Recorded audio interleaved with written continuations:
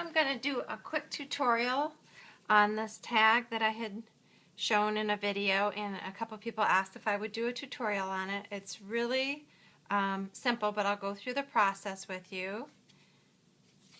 Okay, so let's get started. I actually just made this video and my camera had run out of space, so this is take two. I'm starting with a circle that is just made out of really lightweight chipboard. And the first thing I'm going to do is take some of the Tim Holtz Distressed Ink in Dusty Corduroy, and I'm just going to wipe it all over the background, and then I am going to spray some water on it that is mixed with Perfect Pearls, and that's going to just give it a little bit of shimmer. And I'm going to dry that with my heat gun and be right back. And then I'm going to come in with some archival ink in Rose Madder and just fill in here and there, especially hitting the spots that were maybe left from where I didn't hit them with the purple color. Okay. And then what I'm going to do is take some gesso and just randomly put some drops of gesso on here. And then I'm going to smush this with one more, come on, there we go. I'm going to just take a stamping block and smush those so that they turn into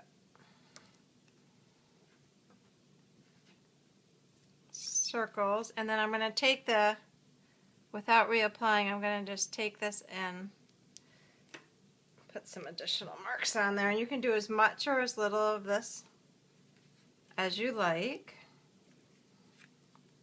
I'm actually going to just use what's on there, put a little bit more on there.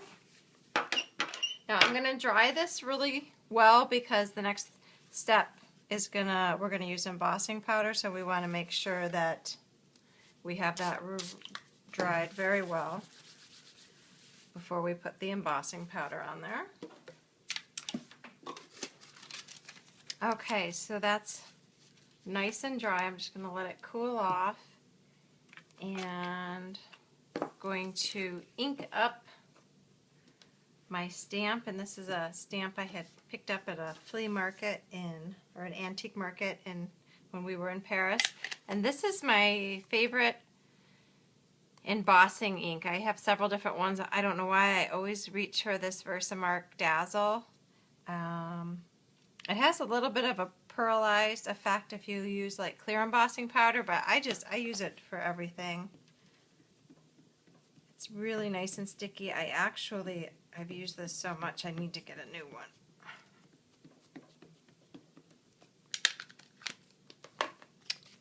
And I am going to take this and lay it on top. I have found that these metal stamps, you really have to lay your paper or whatever you're using on top of there, otherwise the image doesn't come out very well.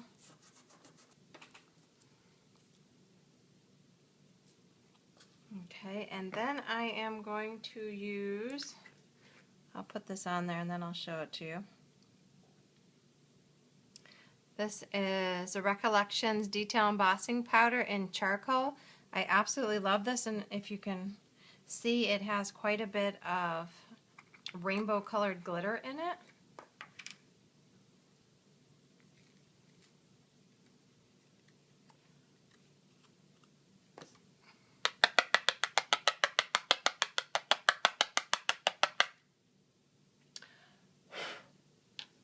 And so there is our image. And I love to do embossing. I do quite a bit of embossing. Extra embossing powder goes on the floor, gets vacuumed up later.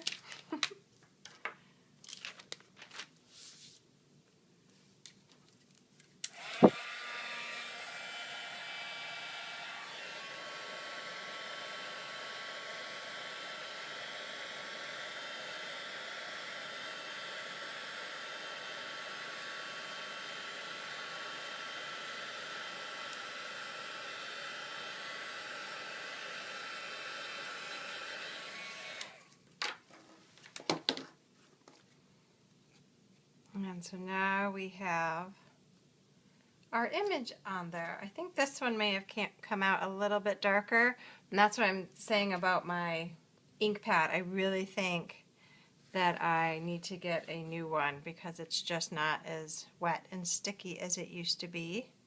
I've probably had it for about a year. It's on its way out, but that's how I did that. And then the back, I am going to add this piece of French book paper to the back of that. And to do that, I use Yes paste. And I think this is, it says easy cleanup, and that's one of the things I like about it so much, as well as it has quick drying time, but plenty of time in order to move your paper around if you need to. So I just take a good chunk of that and I just dab it on. This is what I use, you know, to cover all my chipboard, and then just spread it out. But it cleans up really well with just water.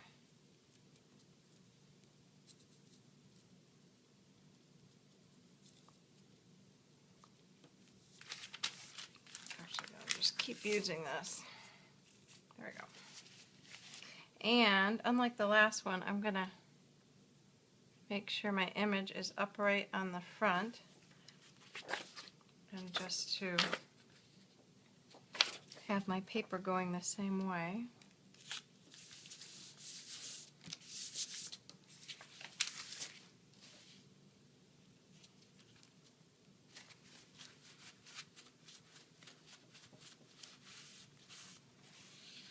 And then I'm going to just cut off the remaining paper. I'm just going to give this a second to dry. And you do want to give it just a second to dry, because sometimes you start cutting it, and if you're using your hands and moving it around, the paper could move a little bit, but it's really like just a minute or two you need to let it just set. But if I wanted to right now, I could peel this off of here fairly easily and reapply it.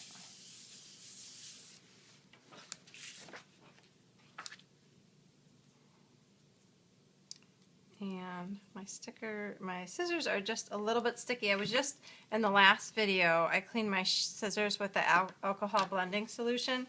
These are my detail cutting scissors. I typically don't use these when I'm using glue or sticky stuff, but I am today for whatever reason. But the alcohol, or the alcohol blending solution, takes the sticky stuff right off. So I'm going to cut around this, and then I'm going to use my file to just file down the edges to make them nice and smooth.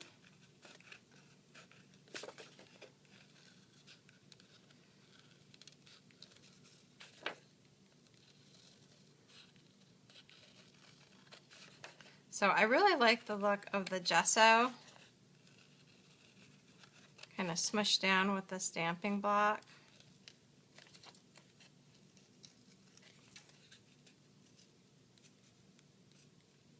There we go. And I have a few different files, but this is my favorite. This is just a file from Sally's Beauty Supply. It's just like $1 or $1.50. But they last a really long time.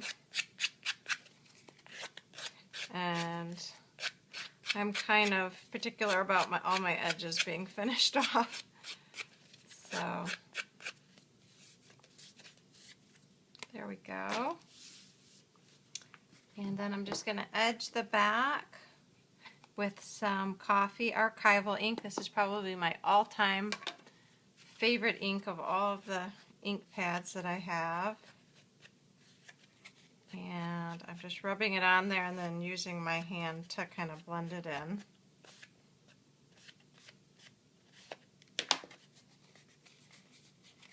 It dries fairly quickly, so you don't have a lot of time for blending. But I just love this color. And then I'm going to take my Gelato in, I don't know, this is like the darker sparkly silver. I know there's a light gray, so this is the darker one. And just run it around the edge, and it'll be kind of flaky, but I'm going to do the same thing. Just rub it in then. I'm just going to take my fingers and kind of blend that in there.